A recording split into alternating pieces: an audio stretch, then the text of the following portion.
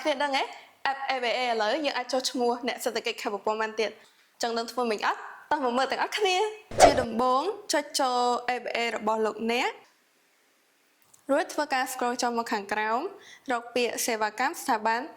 រដ្ឋាភិបាលរួចចុចមើលទាំងអស់ធ្វើការ scroll ចុះមកខាងក្រោម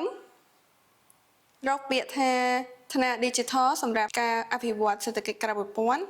ហើយយើងមាន3ដំណាក់កាលដំណាក់កាលទី1បំពេញព័ត៌មានផ្ទាល់ខ្លួនដំណាក់កាលទី2បំពេញព័ត៌មានអាជីវកម្មនិងដំណាក់កាលទី3ផ្ទៀងផ្ទាត់ឡើងវិញអូបងប្អូនពេលចុះឈ្មោះកុំភ្លេចរូបថតអត្តសញ្ញាណប័ណ្ណច្បាប់ដើមរូបថតផ្ទៃមុខជាមួយអាជីវកម្មនិងរូបថតសកម្មភាពអាជីវកម្មតែ5ទៅ10នាទីរួចជាស្រេចលោកអ្នកក៏អាចចុះឈ្មោះនៅច្រកចេញចូលតែមួយនៃក្រសួងឧស្សាហកម្មវិទ្យាសាស្ត្របច្ចេកវិទ្យានិងនវានុវត្តន៍និងដៃគូធនាគារទាំង6ទូទាំងប្រទេសក្រៅពីនេះលោកអ្នកក៏អាចចុះឈ្មោះដោយខ្លួនឯងបានតាមរយៈ app KMIE ឬ web portal ក៏បាន